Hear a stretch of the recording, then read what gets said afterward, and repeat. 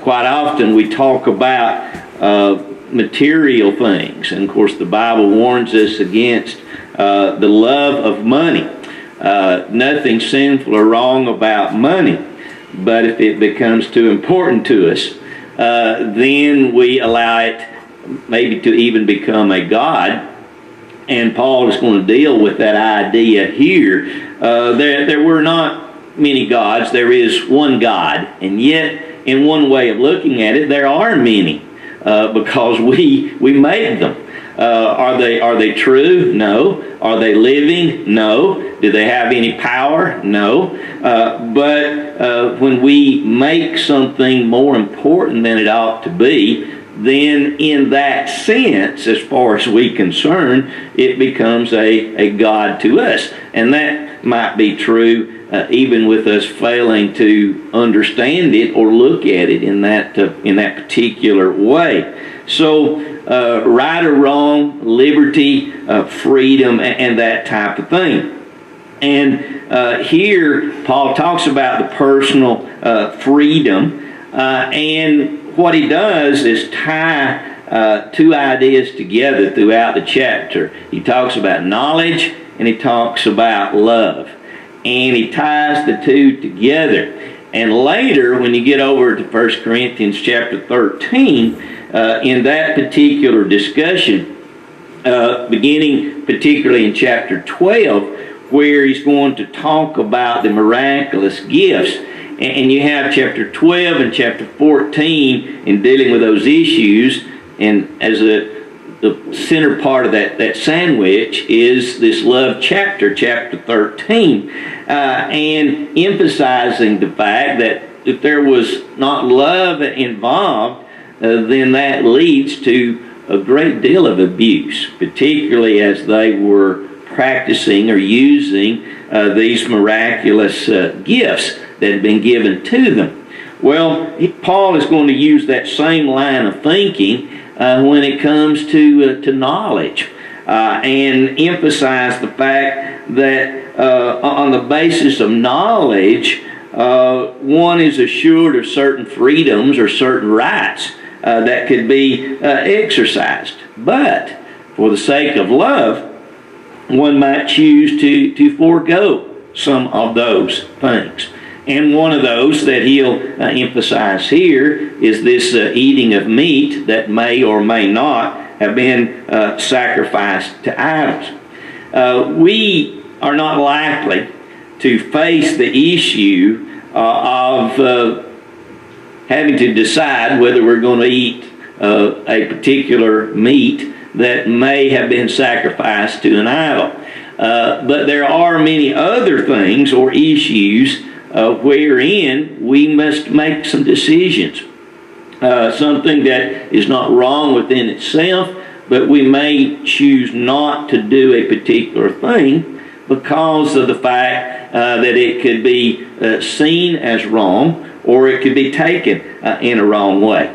Now, Paul's approach to this problem is to establish the principle of one's love for his fellow man.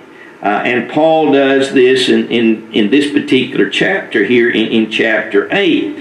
Then he's going to use his own situation as an apostle to illustrate that they could forego certain freedoms or certain rights. And he's going to do that particularly in chapter 9. And then finally, he's going to make an appeal to the people here using the illustration of the children of Israel who fell into idolatry because of their foolish sort of toying with it, might be a way of putting it. And he's going to do that in chapter 10, something that they stayed far away from, but they didn't, and eventually Israel ended up in it, or it participating in it. It's somewhat like we might do in staying just too close to something where there is danger, thinking that maybe we're stronger than what we really are. And Paul illustrates that in chapter 10. So you got chapters 8, 9, and 10 as they tie together, particularly with this discussion here. Any comments, introductory thoughts in reference to chapter 8? Yes, sir.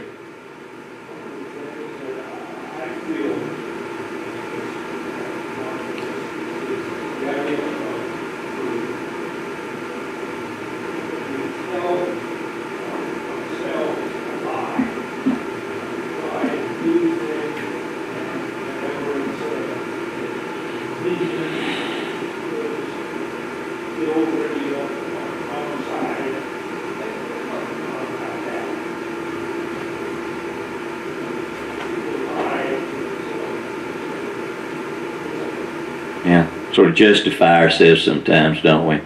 And end up sometimes in a place that we never intended to be. I guess in some ways the hardest person to be honest with is to be honest with ourselves. We have our own mental picture of ourselves and our own righteousness and our own strength, and we see ourselves many times through those rose-colored glasses, and it's not much fun to back up sometimes and to try to see ourselves the way that other people see us. So it is difficult sometimes to be honest, and we may very well see ourselves as being stronger than we are. One of the things that he's going to talk about here is basically going to deal with three different groups of people, but one of those would be what Paul has referred to as the weak brethren.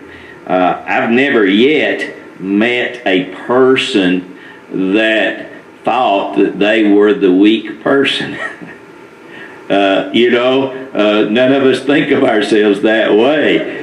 We look at ourselves as being strong and being very sure and very, very confident in what we feel and what we think. And for us to be labeled in that way probably would be somewhat offensive. It would actually, hurt our feelings if we were sort of labeled that particular way. So, good point. Did somebody else start to say something? Hearing's not the best in the world this morning.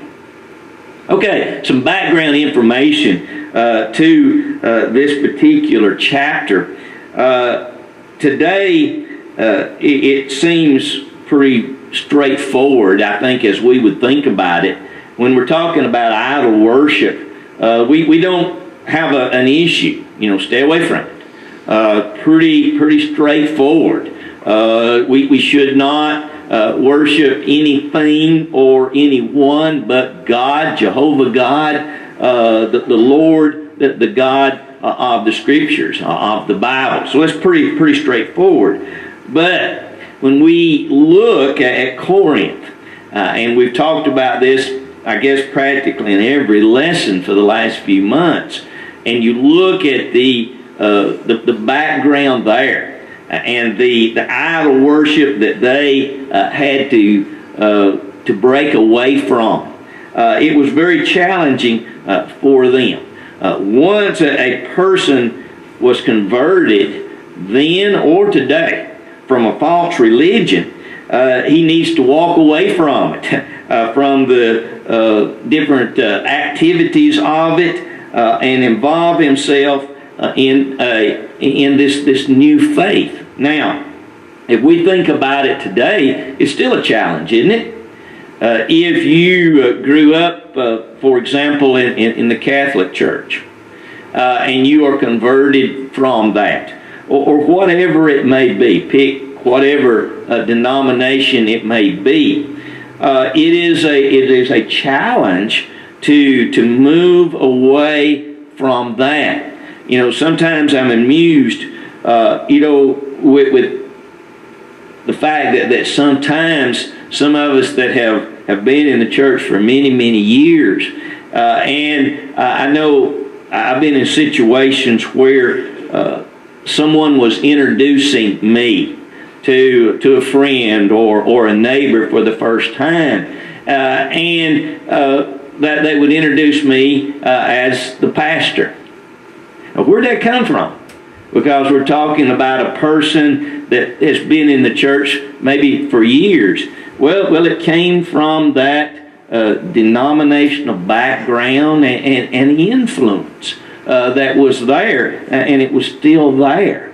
And I know some of you can relate to this, how difficult it is for us to move from something that we've been taught or something that we've been involved in for 10 or 20 or 30 years. Well, when you look at 1 Corinthians and you think about the Jews that were making that transition from the old law, and then you look at the Gentiles, particularly as is emphasized here in Corinth, and they were making that transition from idol worship. They were making that transition from the prostitution and sexual activities that went on in the temple there at Corinth, and it was done as a religious act. And we can really see why a marriage and one man, one woman for life in chapter 7 had to have been a difficult situation for them to hear Paul say what he was saying, and then for them to have never even given a thought to that idea that what they were doing with these religious prostitutes being wrong or being sinful, and all of the different gods that they showed reverence and respect to. So you have a challenge to make this transition, and it takes time.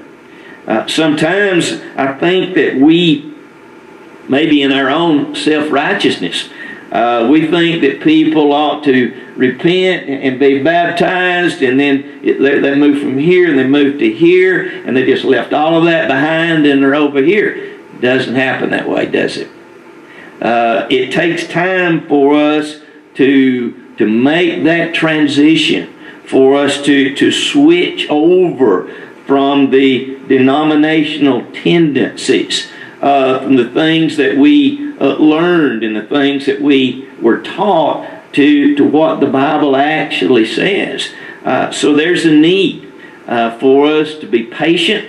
There's a need for us to patiently teach and instruct privately as well as publicly, and realize that it takes time for people to adjust completely from one situation to another.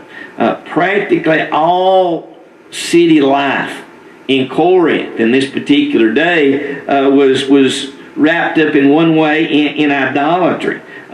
Every city, it seems, in this particular day had a personal deity. And Corinth had their particular god, and Ephesus had their particular god, and almost every public event they would have sacrifices or other things that would honor these particular deities. Just like today, when we might sing the national anthem before sporting events, the people in Corinth would have a particular god that would be honored. And many times they would have a communal meal also. And this meal was also in honor of these particular gods. So it would probably have been pretty easy for these new Christians to stay away from the public temples. There would have been no question, stay away from the sexual perversions and that type of thing. And it probably would not have been too hard for them to stay away from the holy days to these false gods. But there were other things like weddings, funerals, and even in those kinds of events, these false gods were honored. So we can see what a challenge this would have been for them to adjust. The activities that took place in these temples, and the meals that were there, particularly the meat that was offered, it would have likely consisted of meat that had been sacrificed to these idols. In fact, the entire meal was likely done in honor to Apollos or Aphrodite or some other particular false god.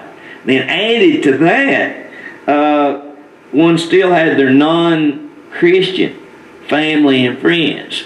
And we can relate to that too, can't we? Some of you have made a transition from a particular church, a particular denomination, to the Lord's church. And explaining that to your mama, explaining that to your brother, it's not an easy thing to do, to make that transition. And then another situation that they had was these professional, and I'm not sure I'm saying it right, guilds. It was like unions that they had in that particular day. And business people, many of them were involved in these unions or these guides or guilds. And membership in that many times was attached to these particular false gods. So your livelihood very well was connected to an idol. And if you broke away out of that union, then you very well were putting yourself in a position maybe to lose your business and your livelihood altogether. So all of this tied together made the situation for these folks very, very difficult. And then on top of that, there was a possibility that the meats that were purchased in the local butcher shop were somehow tainted through their association with these idols. The larger portion of those meats went to these idol priests, but the rest very likely at times was taken and sold in the market. So was that wrong for them to purchase that meat if it had been used in an idol ceremony? Could they purchase it and then use it in a common meal? That was one of the questions that they were asking. And would that association with this pagan deity somehow affect or harm them spiritually as Christians? And we need to remember that, the first century Christians we're into the church just a few years now from Acts chapter 2, and they're still trying to settle these things in their minds. Thankfully, they had Paul. They had an apostle that could give them particular guidance in these areas and hopefully answer some of those questions. Anybody with a thought, comment, question there on any of this? Yes, sir.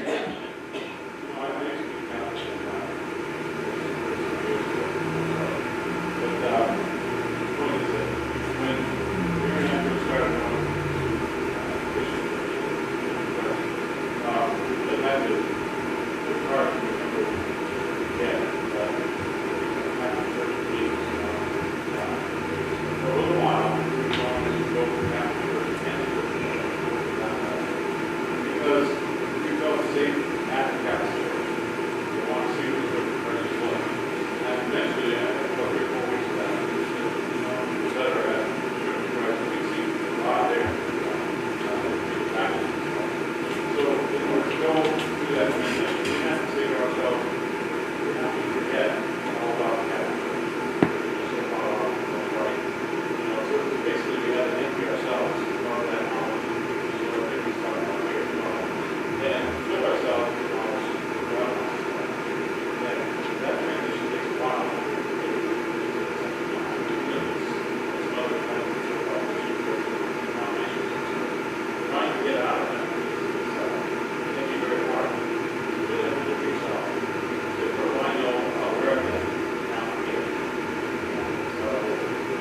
not an easy thing to do. And like you say, you had 3 or 4 weeks there of sort of going to both places and making that transition, and then, but it's a process. And when you think about, the Jews, and we've talked about this, let's say you've got a Jewish man and woman, and let's say they're 75 years old, for example, and all they've ever known is the law of Moses, keeping the 10 Commandments. And now they have obeyed the gospel. They were there, and they heard Peter's sermon in Acts 2, and they realized that what Peter was saying, that this was the promised one, this was the Christ that had come.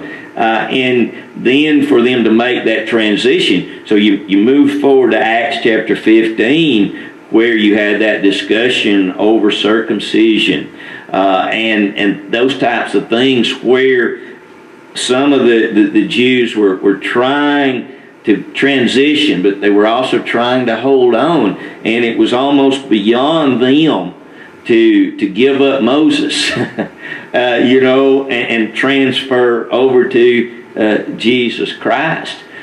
You remember there in the Transfiguration, where Jesus appeared with Moses and Elijah. And Peter, James, and John were able to see that. Well, you have Moses, and then you have Elijah, so you've got those leaders, and these folks were so very, very important to the Jew.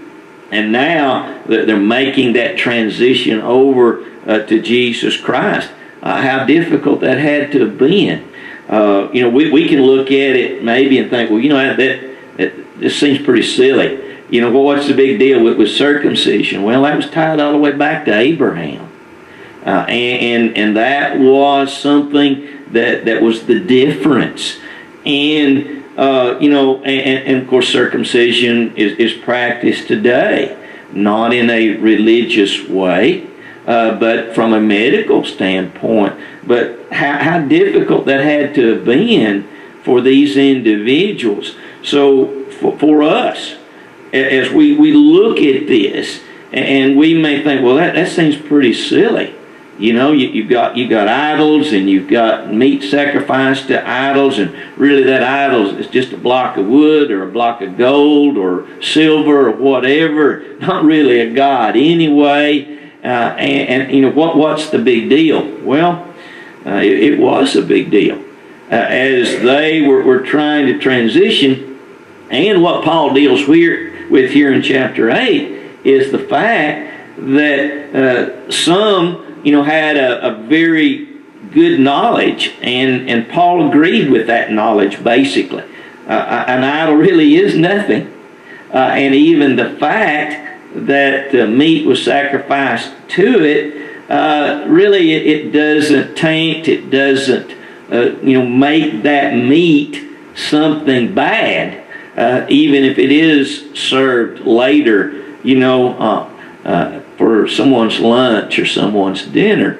But you mix into that fact that there are those that are still trying to move away from that. Basically, you got, I think, 3 groups. You got the conceited. That's sort of this group that had the knowledge. You have the conscientious, that group that was real concerned about maybe doing something that would be wrong or lead somebody to do something wrong. And then you got the confused. You got a group kind of in the middle that's just not exactly sure what they ought to do and how they ought to feel about this particular thing. Now again, the conceited brethren, they had adopted a posture of superior wisdom, affirming that the idols were nothing, and they not only ate this meat that came from the shops, but even went to the public events, and maybe even participated in an idol feast, in their minds saying, the idol really is nothing anyway. And from a mental standpoint, they were not worshiping that idol in any way. Then you have the conscientious group, who refused to take part in any of these public festivals that honored these false gods. They wanted no part of the worship to Zeus or Athena or any of these other gods. And they would question the meat that was being served, wanting to make sure that they didn't do what was wrong. And then between the two groups, you have the confused. They just really didn't know what they should do. And so all three groups, I think, are addressed here in chapter 8.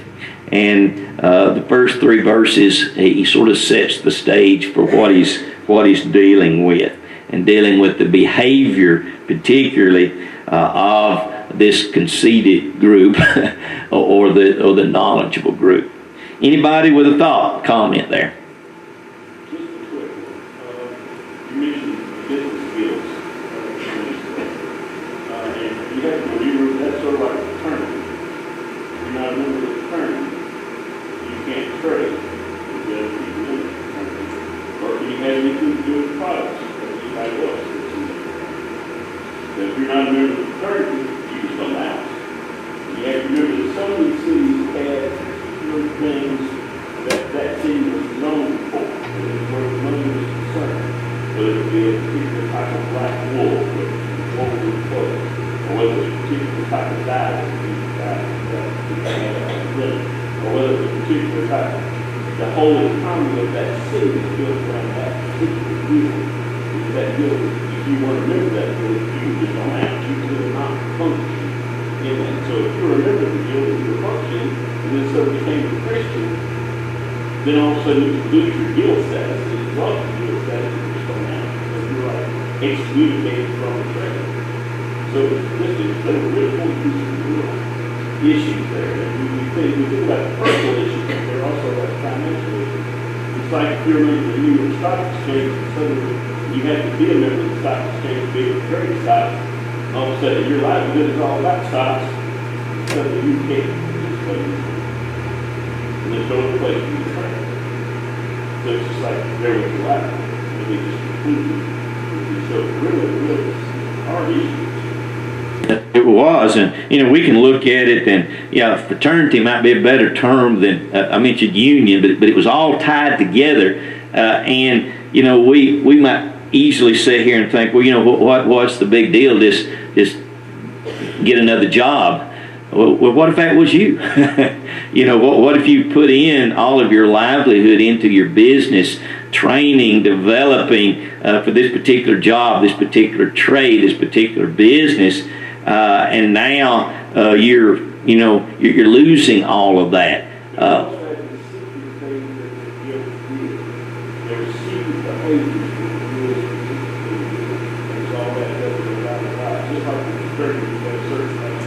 Codes and certain behaviors and certain activities and certain secret knowledge that they had to maintain to show to their movement. And suddenly you're not able to do those things. You had to call on this job to be at the basis of everything. Yeah.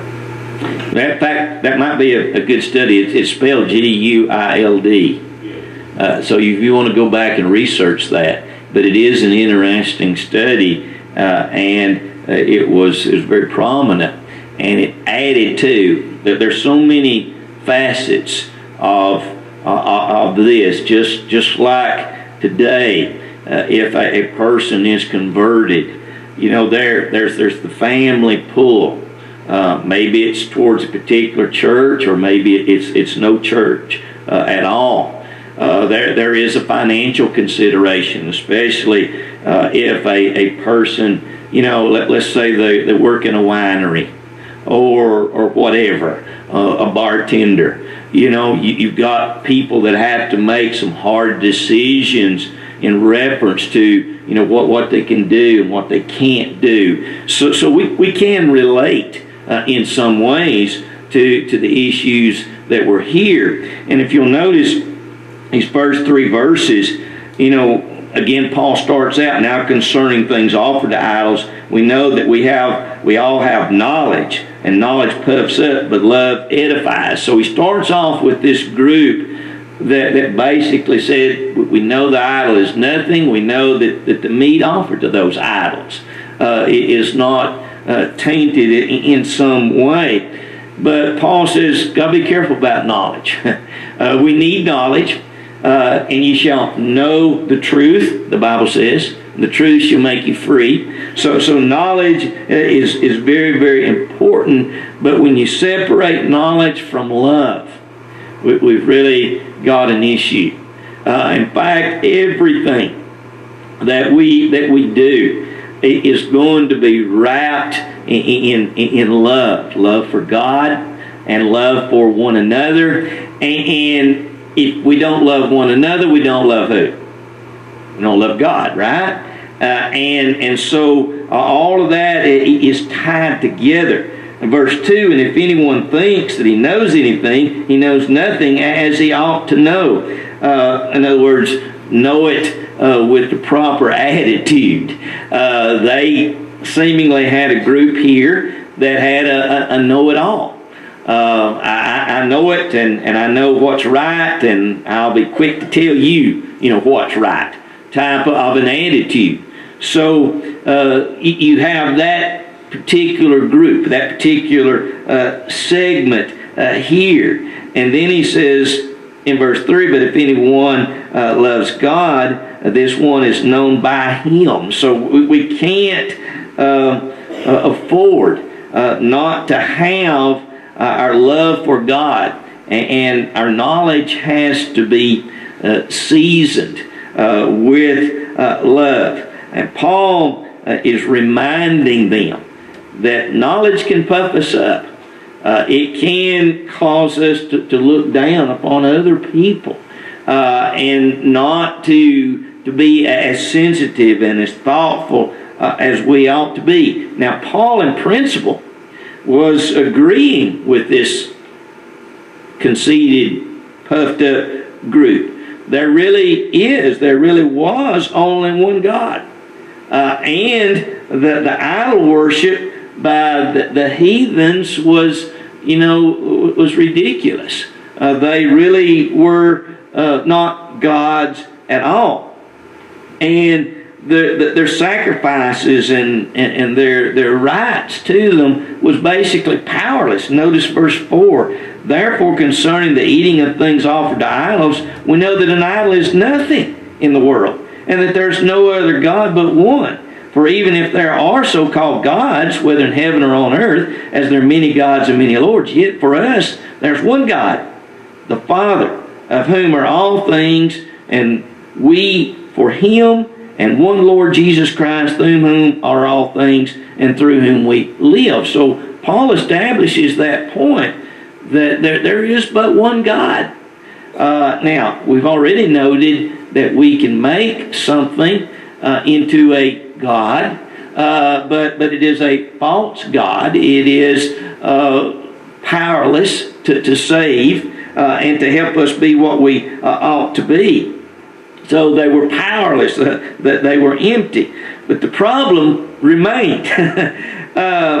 Some that had been brought up in the heathen tradition and superstitions, they still had not made a complete transition to God. Notice in verse 7, he says, however, there is not in everyone that knowledge.